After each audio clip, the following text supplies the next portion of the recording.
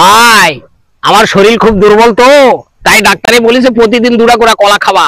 তাই আমি কলা খাইতেছি। ওই বইয়ে পড়ছিলাম আগে, বিতে বেনানা, বেনানা ভালো ফল, খেলে হবে দেহে বল। তাই আপনারাও কলা খান ভাই, দেহে বল হবে, শক্তি হবে। এই যে খাইতেছি, আই দেখো।